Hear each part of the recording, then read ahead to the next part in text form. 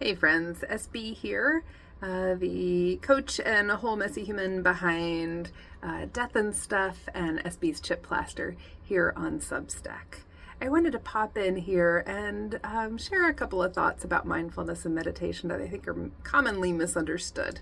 We're going to get into it more over time, but just to start with, I want to draw a distinction between mindfulness, meditation, and flow states.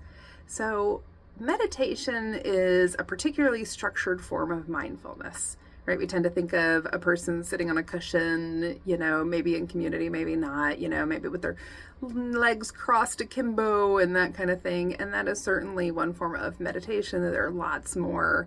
Thich Nhat Hanh in particular advocated for things like walking meditation and hugging meditation. Hugging meditation. How great is that? Meditation, again, is a structured form of mindfulness. Mindfulness is about being present on purpose, making the choice to be present. And so when we do things like pick a mantra or a breath or some other kind of focus, what we're doing is giving ourselves a place in the present moment to return to, okay? In the midst of all of our brain chatter. Now, sometimes we imagine that we're going to sit down and we're going to have this blank space and our brain isn't going to make thoughts and we're not going to get distracted from our point of focus. And in that way, we're confusing ourselves with having superpowers instead of being human. Not really how we work. But two, I think we're also confusing mindfulness with flow state.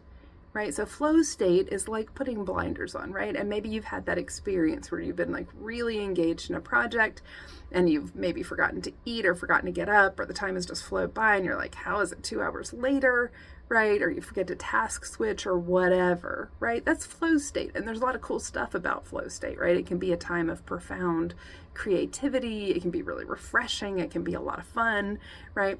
But it's a very specific focus, like putting little blinders on. Whereas mindfulness is not about focus. It's about awareness. Okay. And ideally, and most importantly, awareness of the whole inner landscape, right? So for example, if you're focusing on your breath, right? And you lose focus, right? You start thinking about what you have to get done later in the day, or that conversation you had yesterday that's still sitting funky with you, or whatever, right?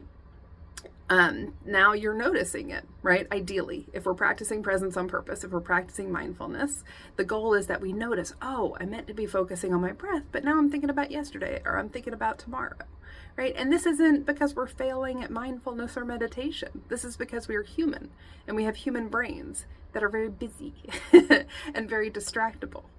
Okay. So often I hear people say, oh, I can't meditate because I just can't calm my brain down like that. That's not the point, and that is okay. That doesn't mean you're failing or bad.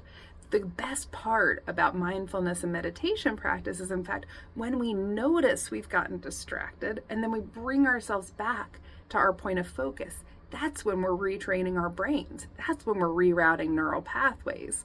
That's when we're reminding our brains that we can be present on purpose.